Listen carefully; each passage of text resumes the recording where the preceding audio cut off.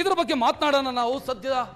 ನಾವು ಮಾಡಬೇಕಾಗಿರೋದೇನು, ಏನಾಗ್ತಾ ಇದೆ, ಯಾಕೆ ಹಿನ್ನಡಿ ಆಗ್ತಾ ಇದೆ, ಇದೆಲ್ಲದರ ಬಗ್ಗೆ ಮಾತನಾಡೋಣ. ನಮ್ಮ ಜೊತೆಗೆ ಕಾಂಗ್ರೆಸ್ನ ವಕ್ತಾರರು ನಟರಾಜ್ ಗೌಡ್ರೆ ನಮಸ್ತೆ, ಕಾರ್ಯಕ್ರಮಕ್ಕೆ ಸ್ವಾಗತ. ನಮಸ್ತೆ. JDS ನಿಂದ ದೇವರಾಜ್ ಅವರಿದ್ದಾರೆ, ದೇವರಾಜ್ ಅವರೇ ನಮಸ್ಕಾರ. ಬಿಜೆಪಿಯಿಂದ ರುದ್ರದೇವ್ ಅವರಿದ್ದಾರೆ, ರುದ್ರದೇವ್ ಅವರೇ ನಮಸ್ಕಾರ. ಕಾವೇರಿ ನಿಗಮದ ನಿವೃತ್ತ MD ತಿಮ್ಮೇಗೌಡರಿದ್ದಾರೆ, ಗೌಡ್ರೆ ನಮಸ್ತೆ. ನಮಸ್ಕಾರ. ಇನ್ನು ಮಂಡ್ಯ ಜಿಲ್ಲಾ ರೈತ ಹಿತರಕ್ಷಣಾ ಸಮಿತಿಯ ವಿನಯ್ ಅವರು ಕೂಡ ನಮ್ಮ ಜೊತೆಗಿದ್ದಾರೆ. ವಿನಯ್ ಅವರೇ ನಮಸ್ಕಾರ. ನಮಸ್ಕಾರ.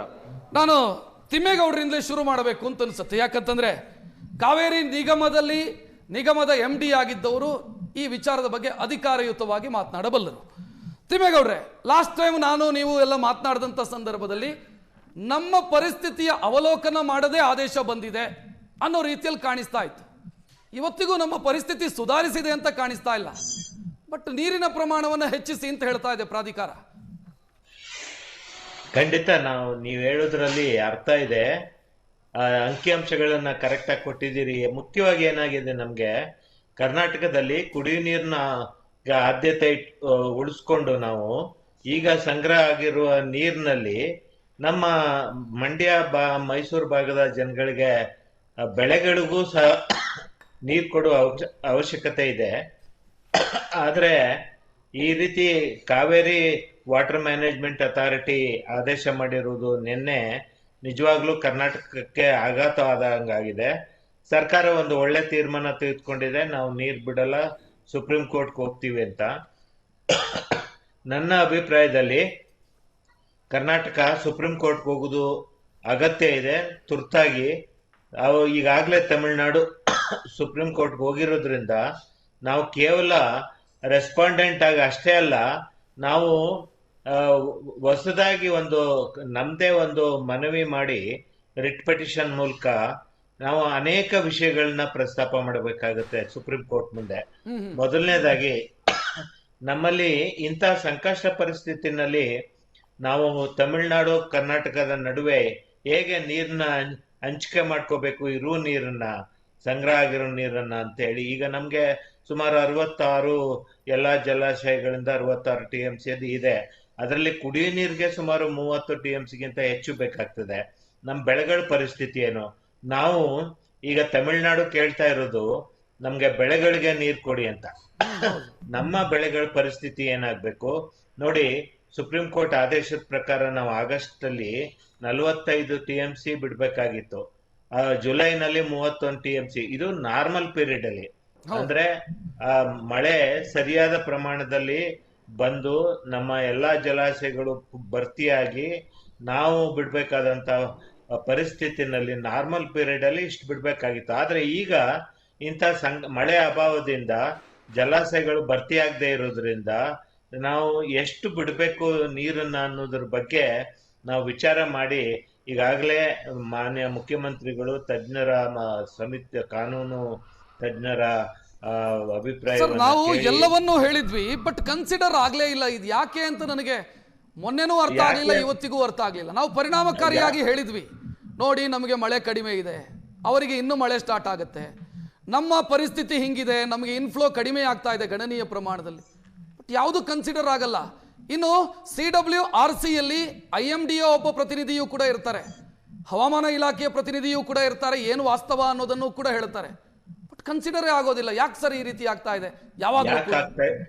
ಯಾಕೆ ಆಗ್ತಾ ಇದೆ ಅಂದ್ರೆ, ತಮಿಳುನಾಡಿಗೆ ನಾವು ನಾರ್ಮಲ್ ಪೀರಿಯಡ್ ಅಲ್ಲಿ ಬಿಡ್ಬೇಕಾದ ನೀರಿನ ಪ್ರಮಾಣಕ್ಕೆ ಅನುಸಾರವಾಗಿ ಈ ಸಂಕಷ್ಟ ಪರಿಸ್ಥಿತಿನಲ್ಲಿ ಅವ್ರಿಗೆ ಬಿಡ್ಬೇಕಾದ ನೀರಿನ ಪ್ರಮಾಣವನ್ನ ಅವ್ರು ಕೇಳ್ತಿದ್ದಾರೆ, ಅವರ ಹಕ್ಕಿನ ಪ್ರತಿಪಾದಿಸ್ತಿದ್ದಾರೆ.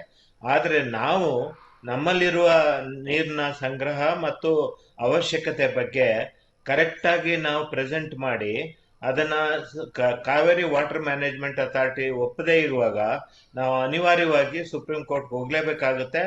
ಸುಪ್ರೀಂ ಕೋರ್ಟ್ ಅಲ್ಲಿ ಇದೇ ವಿಚಾರ ಅಲ್ದೇನೆ ಇನ್ನೂ ಕೆಲವು ಕರ್ನಾಟಕಕ್ಕೆ ಆಗಿರುವಂತ ಅನ್ಯಾಯವನ್ನ ನಾವು ಪ್ರತಿಪಾದಿಸ್ಬೇಕಾಗತ್ತೆ. ಅದರಲ್ಲಿ ಮುಖ್ಯವಾಗಿ ಏನಾಗ್ತದೆ ಅಂದ್ರೆ, ನಮ್ಮಲ್ಲಿ ಒಂದು ಬೆಳೆಗೆ ಮಾತ್ರ ನೀರು ಕೊಟ್ಟಿದ್ದಾರೆ, ತಮಿಳುನಾಡಿಗೆ 1.85 lakhs ಎಕರ್ಗೆ 2 ಬೆಳೆಗೆ ನೀರು ಕೊಟ್ಟಿದ್ದಾರೆ. ಹಳೆ ಅಚ್ಚುಕಟ್ಟಿಗೆ 1924 ಅಗ್ರಿಮೆಂಟ್ ಇಲ್ಲವೇ ಇಲ್ಲ, ಅದ್ರ ಪ್ರಕಾರ ಅವ್ರಿಗೆ 2 ಬೆಳೆ ಕೊಟ್ಟಿದ್ದಾರೆ.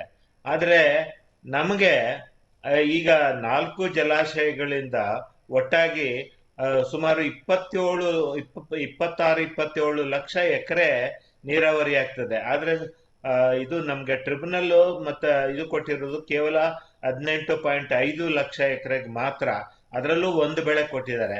ಮತ್ತೆ ನಮ್ಮ ಏತ ನೀರಾವರಿಗೆ ನೀರಿನ ಹಂಚಿಕೆ ಆಗಿಲ್ಲ, ಏತ ನೀರಾವರಿ ಯೋಜನೆಗಳಿಗೆ. ಮತ್ತು ಗ್ರೌಂಡ್ ವಾಟರ್ ಬಗ್ಗೆ ತಮಿಳುನಾಡಿಗೆ ಅಡ್ವಾಂಟೇಜ್ ಕೊಟ್ಟಿದ್ದಾರೆ, ನಮಗೆ ಕೊಟ್ಟಿಲ್ಲ. ಮತ್ತು ಎನ್ವೈರನ್ಮೆಂಟಲ್ ಪ್ರೊಟೆಕ್ಷನ್ಗೆ ತಮಿಳುನಾಡು 10 TMC ಕೊಟ್ಟಿದ್ದಾರೆ, ನಮಗೆ ಕೊಟ್ಟಿಲ್ಲ. ಸಮುದ್ರಕ್ಕೆ ಹರಿಯುವಂತ ನೀರಿನ ಬಗ್ಗೆ 4 TMC ತಮಿಳುನಾಡು ಕೊಟ್ಟಿದ್ದಾರೆ, ನಮಗ್ ಕೊಟ್ಟಿಲ್ಲ. ಈ ರೀತಿ ಆಮೇಲೆ ಕೇರಳಕ್ಕೆ ಕೊಟ್ಟಿರುವಂತ ಹಂಚಿಕೆನಲ್ಲಿ 21 TMC ತಮಿಳುನಾಡು ಉಪಯೋಗಿಸ್ಕೋಬಹುದು ಅಂತ ಹೇಳಿದ್ದಾರೆ. ಅದು ತಪ್ಪು. ಈ ಎಲ್ಲಾ ವಿಚಾರಗಳ ಬಗ್ಗೆ ನಾವು ಸುಪ್ರೀಂ ಕೋರ್ಟ್ ಅಲ್ಲಿ ಪ್ರಸ್ತಾಪ ಮಾಡಬೇಕಾಗುತ್ತೆ. ಅದಕ್ಕೆ ಪ್ರತ್ಯೇಕವಾದ ಈಗಾಗಲೇ 2018ರಲ್ಲಿ ಸುಪ್ರೀಂ ಕೋರ್ಟ್ ತೀರ್ಮಾನ ಮಾಡಿರೋದ್ರಿಂದ, ನಾವು ರಿವಿಷನ್ ಹಾಕದೇ ಇರೋದ್ರಿಂದ, ಆವಾಗ ತಕ್ಷಣ ವಿತಿನ್ 2 months ನಾವು ರಿವಿಷನ್ ಹಾಕ್ಬೇಕಾಗಿತ್ತು, ಹಾಕದೇ ಇರೋದ್ರಿಂದ ಈಗ ನಾವು ಮತ್ತೆ ಫ್ರೆಶ್ ಆಗಿ ಸುಪ್ರೀಂ ಕೋರ್ಟ್ಗೆ ರಿಟ್ ಪಿಟಿಷನ್ ಮೂಲಕನೇ ಮನವಿ ಮಾಡಿಕೊಂಡು ಈ ಎಲ್ಲಾ ಇಶ್ಯೂಗಳನ್ನ, ಎಲ್ಲಾ ಸಮಸ್ಯೆಗಳನ್ನ, ಮತ್ತೆ ಕರ್ನಾಟಕ ಆಗಿರುವ ಅನ್ಯಾಯವನ್ನ ಪ್ರತಿಪಾದಿಸಬೇಕಾಗತ್ತೆ. ನೋಡಿ, ನಮ್ಗೆ ಕುಡಿಯುವ ನೀರಿಗೆ ಅವಶ್ಯಕತೆಗೆ ಬೆಂಗಳೂರಿಗೆ ಸುಮಾರು 7 ರಿಂದ 8 TMC ನೀರು ಬೇಕು ಈಗ ಬೇಸಿಗೆನಲ್ಲಿ. ಈಗ ಸಂಗ್ರಹವಾಗಿರೋ ನೀರು ಬೆಂಗಳೂರು, ಮಂಡ್ಯ, ಮೈಸೂರು ಮತ್ತೆ ಇತರೆ ಪಟ್ಟಣಗಳಿಗೆ ಸಾಕಾಗೋದಿಲ್ಲ. ಆದ್ರೂನು ತಮಿಳುನಾಡಿಗೆ ಈಗ ವಾಟರ್ ಮ್ಯಾನೇಜ್ಮೆಂಟ್ ಅಥಾರಿಟಿ ಹೇಳಿರೋ ಪ್ರಕಾರ ನೀರು ಬಿಡ್ಬೇಕಾದ್ರೆ ಕರ್ನಾಟಕಕ್ಕೆ ಸಂಕಷ್ಟದ ಪರಿಸ್ಥಿತಿ ಆಗ್ತದೆ. ನಾವು ನೀರು ಬಿಡಕ್ಕಾಗೋದಿಲ್ಲ, ಕಷ್ಟ. ಮಾತಾಡೋಣ ಸರ್, ನಾನು ವಿನಯನ್ನ ಇನ್ಕ್ಲೂಡ್ ಮಾಡ್ತೀನಿ. ವಿನಯ್ ಅವರೇ, ಮತ್ತೆ ಗಾಯದ ಮೇಲೆ ಬರೆ. ನಮಸ್ತೆ ಸರ್. ನಮಸ್ಕಾರ. ಗಾಯದ ಮೇಲೆ ಬರೆ ಹಾಕ್ತಾ ಇದೆ ಪದೇ ಪದೇ.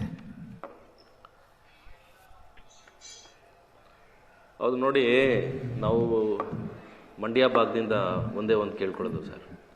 ಈಗ CWRC ಅವರು ಟೆಕ್ನಿಕಲ್ ಕಮಿಟಿ ಅಂತ ಹೇಳ್ತಾರೆ.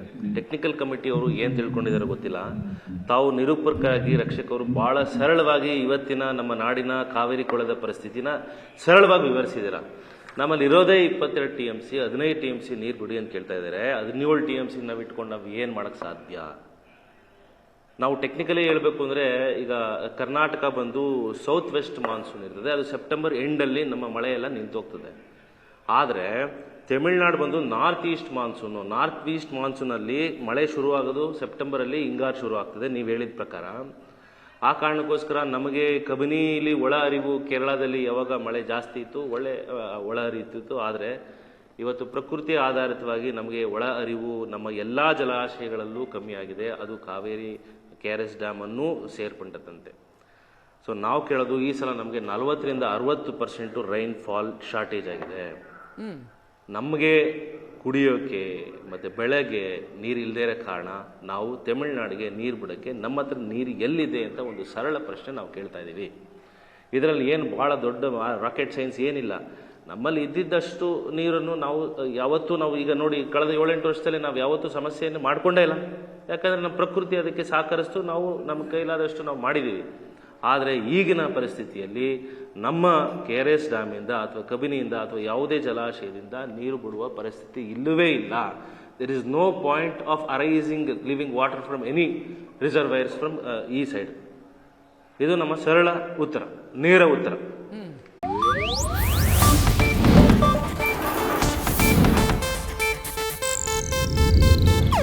ಇದು ಏಷ್ಯಾನೆಟ್ ನ್ಯೂಸ್ ನೆಟ್ವರ್ಕ್ ಪ್ರಸ್ತುತಿ.